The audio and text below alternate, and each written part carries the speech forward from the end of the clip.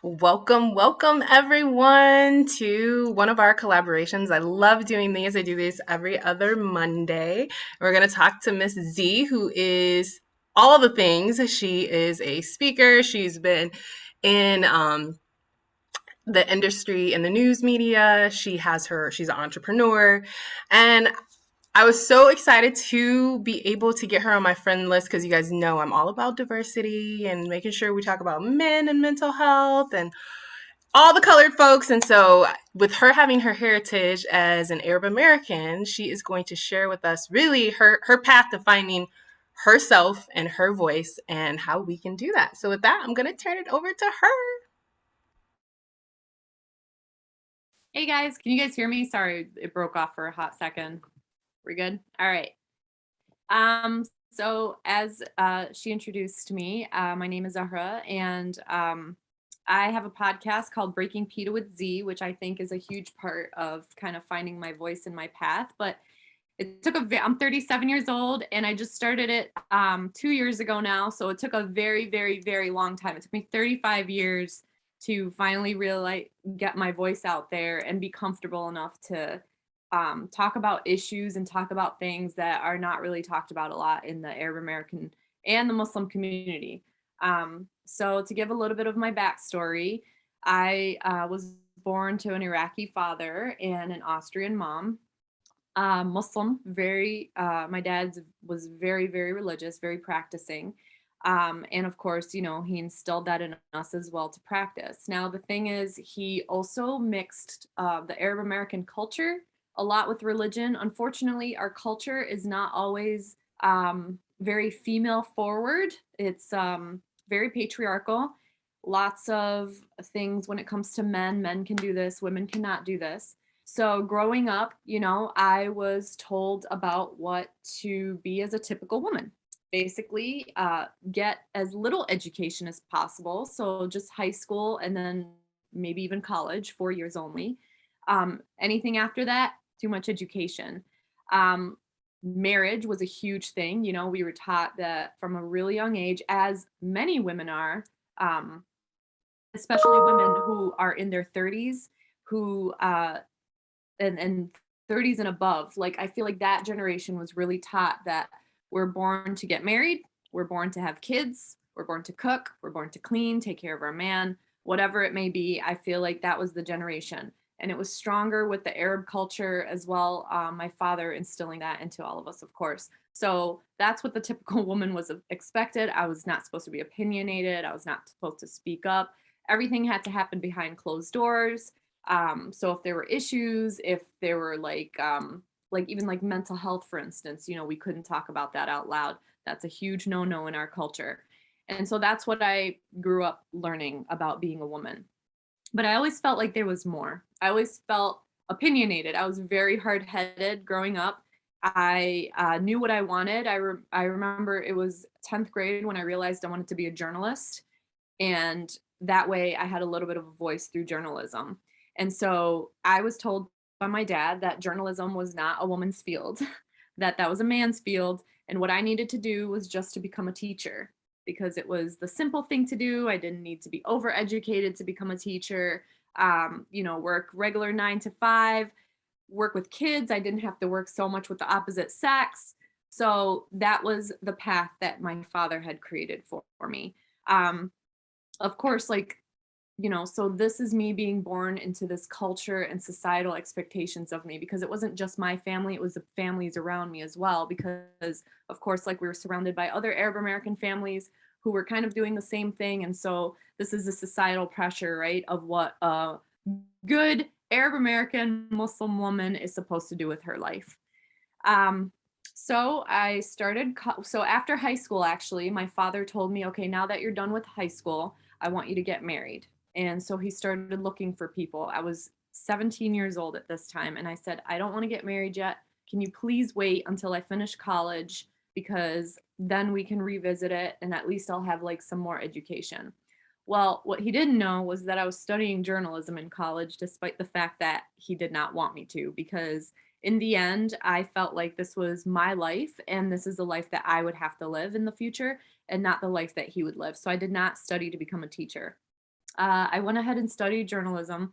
The moment I graduated college, my dad asked me and told me, okay, well, now it's time to, get married and like be a teacher and like come home and cook and clean for your husband and blah, blah, blah. And the whole time that this was happening, I just realized like, this is not my life. Like, this is not what I wanted. This is not how I saw myself. I always felt like it was wrong. And the older I got, the more I realized too that it wasn't the religion that was doing this, it was the culture and the very patriarchal culture of this.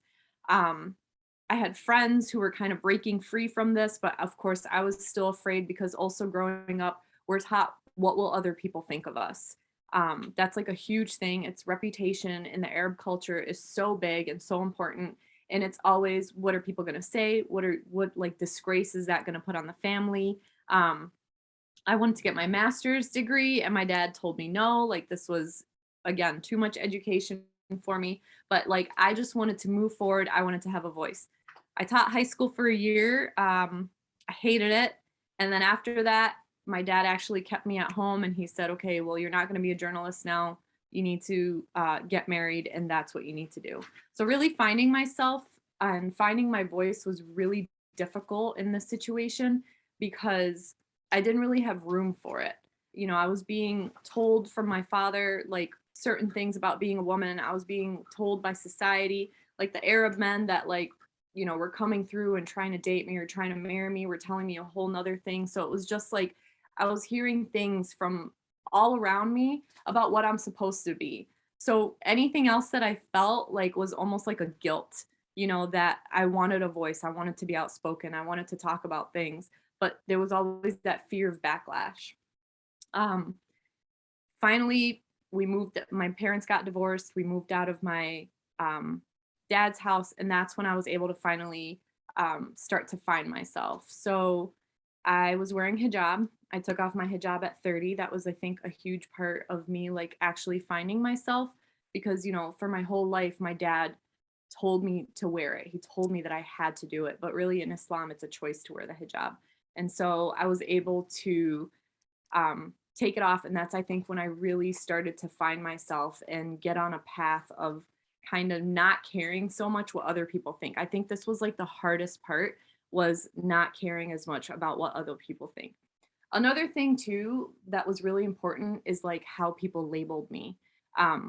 People labeled me as like this Arab American Muslim girl from Dearborn, living in Dearborn. And I feel like as soon as you're labeled something, no matter what it is, like if you're from the gay community, or if you're super religious, or if you take off the hijab, or if you put on the hijab, or whatever it is, I feel like people box you into that community only, and you have certain expectations coming from that. And sometimes they might not take you seriously, or sometimes they will assume things. So people always thought that I was like meek, that I was quiet, that I was unopinionated, that I was like, I had to follow like men's rules. I remember the first time I cursed at work, someone's like, wait, you can curse? And it's like, yeah, I'm like a human being. Of course I can curse. This is so weird. Like, why are we having this discussion?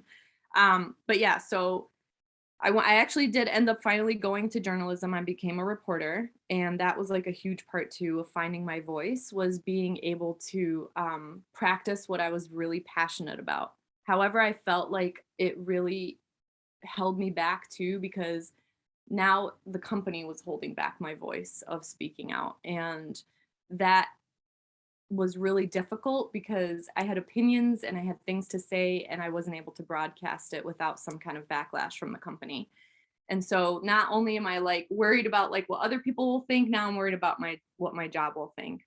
So I did that for 9 years, while still kind of discovering myself and discovering who I was as a person, and as a woman, as an Arab American, as a Muslim. And so, like I said, when I was 30, I took my hijab off. That was like a huge thing.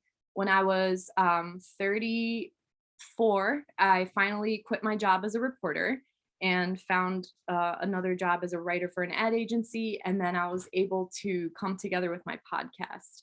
But even like coming up with my podcast was really, really difficult because I still worried so much about what society will think if I address dating, if I address mental health in the Arab community, if I address the LGBTQ plus community in the within the Arab American community. Like, am I going to get backlash? Are people going to think that like I'm some terrible Muslim or some terrible representation of the Arab American community because I'm speaking out about things that are controversial, that people keep behind closed doors, that nobody wants to talk about in, outside in the public eye?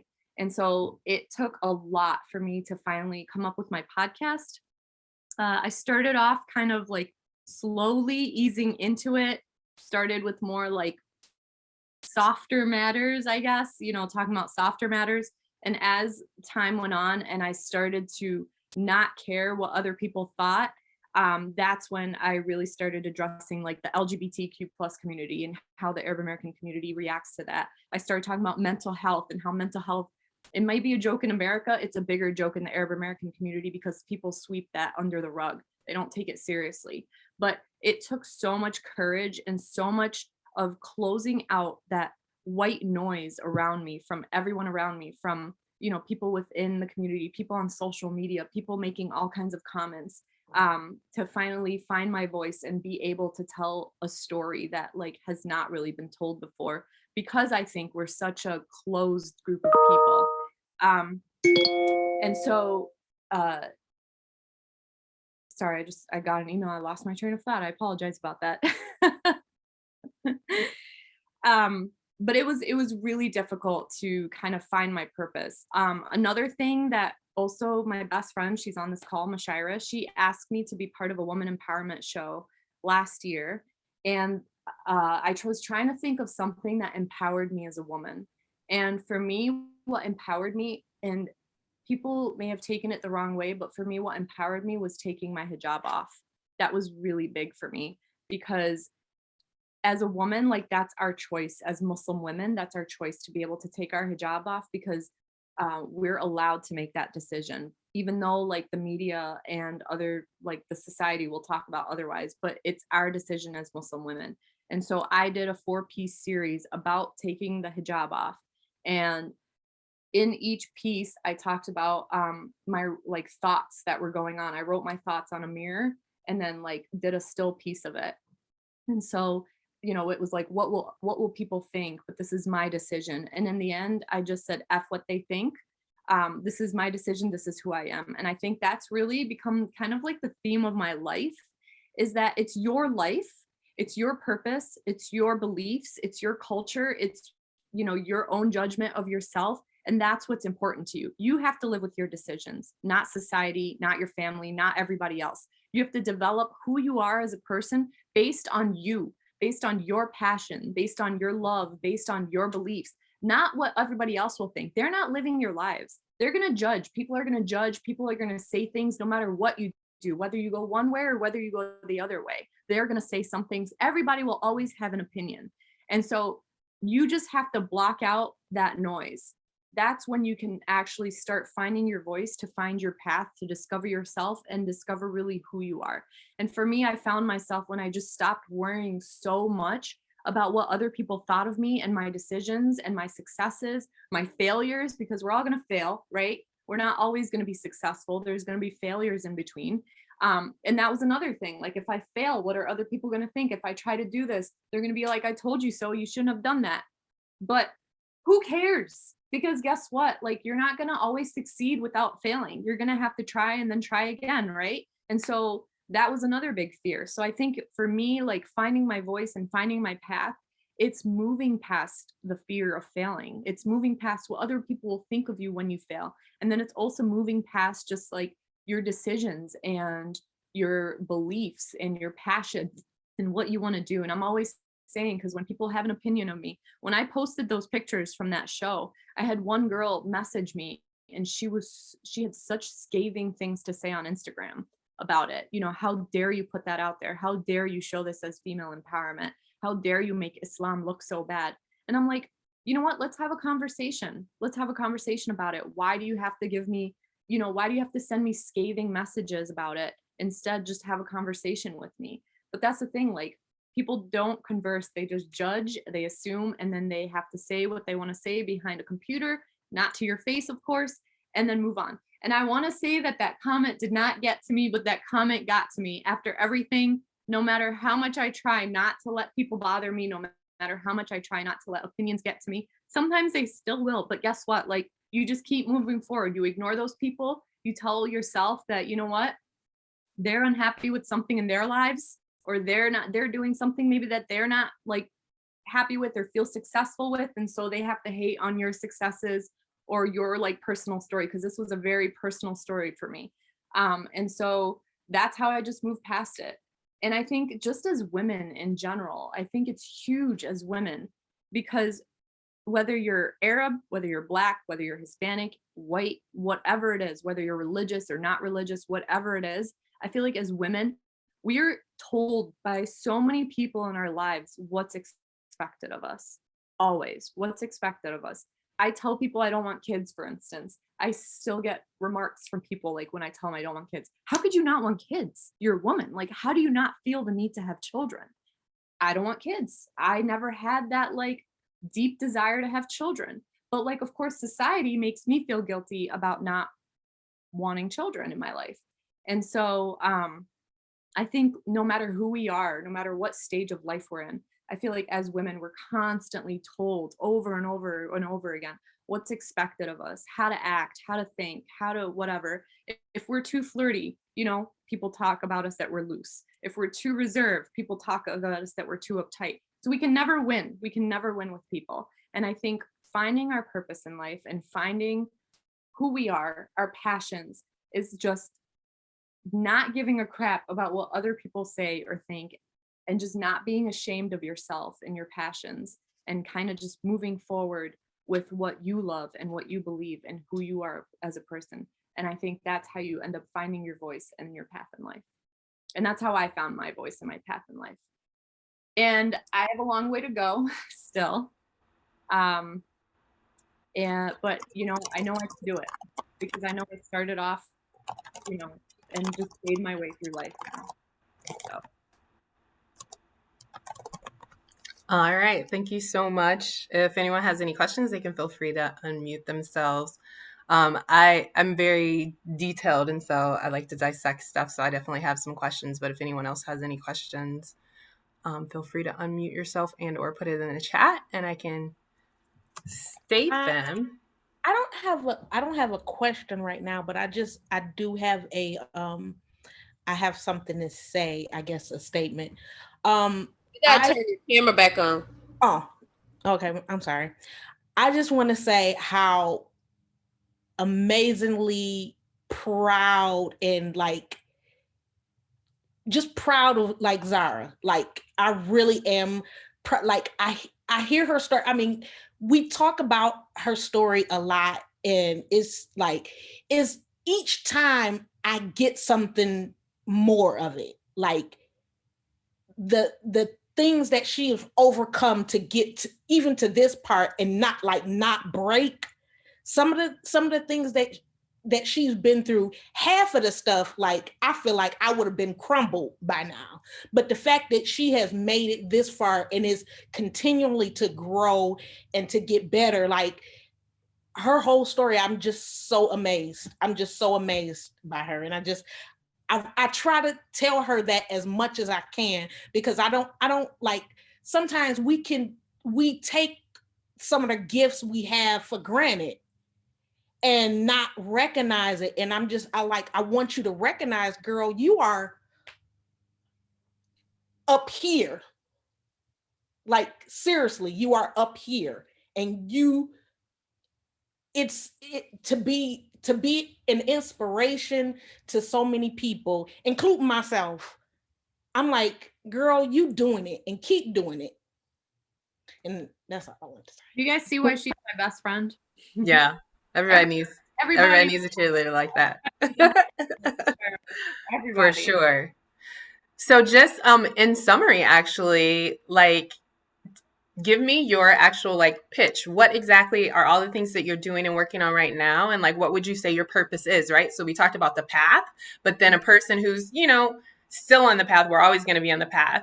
Like Yes. describe to me, like, because we got, I think I was just looking up some information. It's talking about steps. And one of the things is embracing the uncertainty and Yes. Absolutely. being patient while you find your path. And I think you talked really well about that. But what does it look like when you feel like you're close to living more in your purpose? Like, describe that to us. Peace. I think feeling peace at peace. I mean, I'm not gonna lie. Sometimes it's hard. Sometimes, like I don't want to get out of bed. Like I'm on anti-anxiety, antidepressants, like that's something I had to come to terms with too, because mental health, like I said, is a joke in the Arab American community. And so I never wanted to like see a therapist. I thought it was something weak, to be on meds, to be, talking to a therapist.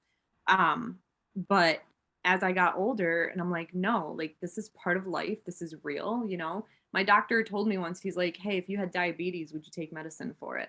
And I was like, yeah. He's like, okay, what's the difference, And so there are going to be tough days in the morning where you don't want to get out of bed and you feel like you're not up to your full potential or there's so much more you can do.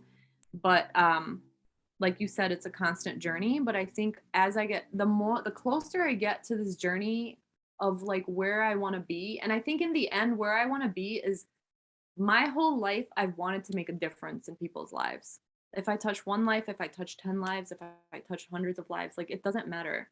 I want people to know that even if you come from a tough background, I mean, like my home was one of abuse, right? Like there was full disclosure, my dad was extremely abusive, mentally, emotionally, physically, extremely abusive until I was in my early 20s. Like we can come from really tough backgrounds, but we cannot let those backgrounds break us. We cannot let other people break us. And I think the closer I get to where I want to be, when I do my podcast, I am at such peace because I'm talking about things that really matter to me. And for people listening, if it changes any aspect of their life, I've had messages from people like, oh my God, I'm so glad you talked about this. This is something near and dear to my heart. No one ever like has the guts to like bring this up. When I hear things like that, it makes me feel so good because it's like, okay, good. Like I feel like my purpose in life is to help anybody, women, men, minorities, you know, non-minorities, like anybody. And so for sure, to long-winded answer to your question is that, I I want to feel at peace inside. And I think that's when I know that I'm like serving my purpose. Awesome. I love that. So, what are some of the tools that you use to shut out the white noise? As you're making that transition, like how do you do that? So, first of all, cut off ties with people who bring you down. I've lost a lot of friends along the way, a lot of friends. I've unfollowed a lot of people. So that's a huge, huge thing for me. Um, Keep very important people who hype you up, like Chacha, Mushaira. Um, those kinds of people are so important to you because when you're having days, I'll text her in the morning, like, I don't feel like getting up today. She's like, girl, get up, wash your face, write in your journal, do something you love. I think a big part of it too is like believing in yourself. And the way to do that is spending time with yourself. I feel like a lot of times we always are like, okay, what do you think? Okay, what do you think? And you're talking to people and you're like doing things. You don't have time to like sit and really love yourself and find that peace within yourself and like tell yourself, you have to have pep talks with yourself. Hey, you got this. Okay, you know what? You failed at this. It's okay. Like you're going to get up and you're going to do this again. And I think that's a huge thing is like journaling is huge for me too. Like you got to journal, write. I write a lot. Like I write for work, but I write, and when I'm writing, like I'm in my zone, and that's when I really like find myself. And then like being creative for me, like I'm a creative person, so like coming up with ideas like is huge for me to like block out other people because like that's when I'm in my zone. So really I think having hype people in your life who love you no matter what, who tell you like to get your ass up and like do what you need to do to handle yourself. Cutting people off who are negative, who give you negative energy in your life, cutting that off. And then really just spending time with yourself. Like I feel like in this society we're always peer pressured to do things constantly, but it's that time within yourself that like you really, I guess, start to find who you are. And I think that's huge for me. Awesome. I love that. Yeah, we did a class on trauma writing, and one of the things she suggested was remembering you have a note section in your phone. And like Yep. that has helped me so much. Like I do that, so often. Like earlier today, I think I was going for a walk and something came up. I was like, I can journal anytime. It's like so life changing. And like you said, that's a way to be with yourself. Like, Exactly. what exactly am I feeling? What are my thoughts about this? So yeah, that's awesome. I love that. And yeah, like the notes that I was looking at too about finding your path was Yeah. saying that, spend time with yourself. Absolutely. Learn yourself And I is think a so huge thing too, like get a therapist. I think people who don't even have like mental health issues, get a therapist. See her like once every few weeks. Talk things out because they're going to be unbiased, Like they're going to tell you like, "Hey, who gives a shit what this person thinks? Do you believe in yourself?" Yes. Yes, you believe in yourself, do something about it. And I think that has been huge in my life too. I've had a therapist now for like 9 years. And so, and like when that therapist doesn't challenge me anymore, I move to the next therapist who challenges me. I find someone better constantly. And I think that has really helped me overcome a lot in my life as well, is finding that good therapist who will challenge you, who won't let you like be hard, like just sit there and like pity party yourself constantly. You need someone who's going to kick you in the ass and make you get up and do the shit that like you're good at or that you love, and like not be so afraid of failure constantly. yeah, definitely. I needed therapy, and then I think I just moved to a different level. So I always have a coach, and like right now I have two. Yeah, And I know any of the times where I've been stuck in my life is where I wasn't getting that perspective, that outside that I exactly. needed to. And like I always say, like I am a success, empowerment, and self development coach. And I usually cannot function without two other coaches. Like I can't do what I do without Yeah. having that outside perspective with. Yeah. Life coach, personal coach, whatever it is, therapist, whatever you need, just like seek it out. Don't be afraid. Now, what do you do in the times? Because one of the things you mentioned is that we have to have courage. So, what do you do in the times when you're not feeling courageous, when you feel like just completely paralyzed? What do you do in those times? Oh, I force myself. I force myself to do it. I mean, for instance, I like do photography also as a hobby, and my friend wanted me to shoot his wedding. And I've never shot a wedding before. It was a small wedding, but I've never shot something so big. I've done portraits or brands. It was nothing huge. And I remember like sitting there on my couch, like thinking, I'm gonna feign sickness. I'm gonna feign sickness. Like I can't do this. Like no, I'm not gonna shoot a whole. What? I need to shoot a whole wedding. What if I mess up the pictures? What if blah blah blah? And then I'm like sitting there. I'm starting to panic. My armpits start getting wet. Like I'm just like in a very bad spot. My heart is racing. But I found the thing to do when you're starting to freeze in fear is to do it, to just get up and do it. Nope, F it. If I mess up, I mess up, but I'm going to go ahead and do it. And it's worked every single time. It's worked every single time. I mean, I get anxiety. Like, I start to get like little panic attacks where I feel like I have to sit there and start meditating and breathing calmly and telling myself, counting, okay, 1, 2, 3, 4, 5, like start counting your breaths. But like, my biggest thing is when there's a challenge, you do it. That's how you overcome it. And I feel like the more I do that, the more I overcome that paralyzing fear that I get. Yeah, definitely. Action gets rid of fear. It's funny because so I was married and then I got divorced and I was used to doing something with another person all the time and then all of a sudden I had to start doing Yeah. stuff and I ended up in remembering like very clearly when I was like in Croatia by myself. I just went to Croatia by myself and people were like, "You're so brave." And I would think, "No, I'm not." Like I was definitely afraid to do anytime I went on a trip. The first time I went to Salt Lake City, the Mm-hmm. first time I went, like anytime I went to do it, I was deathly afraid. But I remember also distinctly, like when a couple years ago, like sitting and remembering the first time after like 3 years of traveling alone that I didn't feel afraid. Like, you Yeah. know what? Every time I show up somewhere, I make a best friend. Like, I'm never alone. And like, I remember that feeling of like, wait, I'm not afraid anymore. But up until that point, I had to travel every single time literally in my head thinking I may die when I get there, but then it'll be my time to go. Like, And the thing because I is, don't know how to do this. for the people who say that you're so brave, it's because they're still in that paralyzing fear, right? Right. And so once they get to the point where you are, where you're like, you know what, I'm just going to go ahead and travel alone. I'm freaking out and, my stomach hurts or I'm having like an anxiety attack or whatever it is. Like, Right. you overcome it because you take action. Yeah. And I think that's what people have to realize is that every single person on this planet does not like change. Yes. And something different scares them. So Yep. they look at you or me and they say, oh, but she said that she's opinionated. That's why she can do it and I can't. No. The Yeah. very first time that I went to a networking event by myself, I walked in, I looked around and I was like, these people are a lot more NASCAR than I thought they were going to be. I ran to the bathroom and I said, no one knows I'm supposed to be here. I could just walk right out to my car. They Yeah. would never know. Yeah. And I said, no, you drove all the way out here. You're trying to build a business. You got to network.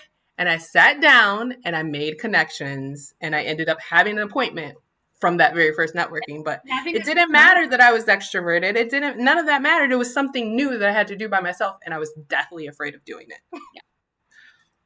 And that's a big thing too for me, talking about like being by yourself. Like sometimes I make myself go do, like, for instance, I started taking boxing classes, right? And I started with my sister, and then she texted me, she's like, hey, I can't go to boxing today. I was like, well, and it's with a personal trainer. And I was like, well, I don't want to go by myself and box this personal trainer. Like, that's a lot, like, blah, blah, blah. But I mean, I had already paid for it. So I'm like, I'm not losing $75 for like not going boxing. So I went, I did it by myself. And now it's like, okay, no, I got this. So I think it's that, like, sometimes it's that fear of doing things by yourself. But the more you do things by yourself, whether you're going out to lunch by yourself, you sit at a, like, I love to sit at a bar. When I go to a bar, like when I go out to eat, if I go out to eat by myself, I'll sit at a bar and I'll end up with friends. Like, right? The whole entire bar knows my name at this point. We know each other's lives and like what we're all doing with our lives and where we're from and blah, blah, blah. Like, and I feel like that's just how you overcome things. You just, like Carrie said in that chat right now, just do it. Yep, absolutely. Okay, so you also talked about moving past the fear of failing. Can you tell me about a time where you failed, but then you realized like you learned something from it, and that's how we get past some of that fear? Oh, I failed so many times. So like you two, I ended up getting married really young. Um, and I got divorced less than a year and a half later. And, of course, my thing was everybody's going to think I just failed at this marriage, that I just like gave up on it. Right. But in the end, it wasn't the best thing for me. And I stayed as long as I did because I was worried about what other people will think about me failing. And so like, I had to overcome it. I had to keep telling myself this was the best thing for me, is to get divorced and start living my life past this marriage and this divorce. Of course, like everybody, so I don't know how it is in the Black community, but in the Arab American community, it's like, oh, she's divorced. That's like a huge thing. Like, oh my God, she's divorced already. And so I had to like overcome that. But I think one of my, probably the biggest one for me besides that, so when I quit my job as a journalist, I moved down to Miami for a few months because there was a job opportunity there. Well, the job opportunity ended up falling through. And so I started looking like crazy for another one to just sustain myself. But in the end, like it didn't work out and I had to come back to Dearborn. And I remember calling my mom, like, I failed. Like, I thought I was going to be able to do this and live my life in Miami and start this whole new chapter, but I didn't get it done and I failed. But what my friends told me, they were like, no, you succeeded. You like quit your job. You went to a place that like you didn't know anybody basically, and you moved down there and you like were ready to start a new chapter there. And that's what was important. The fact that I was able to do that, the fact that I was able to like move my entire life to a whole nother state, drive across the country and try to start like a different chapter of my life, even though it didn't work out, it was a great lesson that like I'm able to do it. But for a while I felt like a failure. I remember standing on my balcony and calling my mom and saying like, oh my God, like I failed. And she's like, nope, no, you didn't. You didn't fail. Yeah, absolutely. As long as you attempt something and you learn something from it, like it's not, Exactly. we either succeed or we learn. Like those are the only two Yep. options for sure. Well, alrighty. Can you tell people how to get in touch with you? And again, some of the things that you offer people. Yeah. So you can always follow me on Instagram, Miss Z, MISSZEE 25. I do photography. So if you guys ever need headshots or an event or and then I have my partner here, meeting Mashira. She's also a photographer, everybody. So if you need another good photographer, she's out there. You can follow my podcast, Breaking Pita with Z. That's on Instagram. Um, and then I sell t-shirts right now that say Detroit in Arabic, but I'm going to be coming out with some great fall and winter stuff coming up. And My that's phone. there you go. I love it. That blue, girl, that blue like looks so good on your skin. Matches perfectly. But that's called Z's Tees, ZEESTEES, and you can follow me on Instagram or you can go to zsteesdetroit.com. So I've got t-shirts for both men and women, and I'll be coming out with a lot more stuff coming up. Awesome, awesome. And then for anyone that just happens to, if they see it shared out and watches the replay, for anyone that doesn't know me, I am Tashina Lynette Gonzalez, and I'm a holistic wellness and self-development coach. And that's one of my just passions of helping people know themselves and find their strengths and walk in their strengths. Like on the self-development side, I start with something called Strength Finders so that we can really dial in your personality. And from there, we just branch off on other things. Where do you need to go as an entrepreneur? Or if you're, what are your goals in your corporate job? Or how can we brand you closer to what your strengths are? And, all of those things. So that's one thing that I'm super, super passionate about. I remember one girl that I was coaching actually within my day job, the automotive industry, General Motors. And she said to me, I'm really working hard and I'm trying to be more extroverted. And I told her, no, sweetie, I don't want you to be more extroverted. I want you to be the most outgoing, bold, confident introvert that you can be. Like what I do is I help you find your strengths and then we maximize them. And then we create teams and we collaborate with people who have different strengths than us so that we don't have to worry so much about our weaknesses. So I love these discussions because it's so important to collaborate with other people that are their authentic selves and promote everyone else being their authentic self. So thank you so much. I love this platform. You do a great platform and you really do it all. And it's amazing to see women like you, seriously. Like, and it's such an honor to have met you and for us to connect like this. I love it.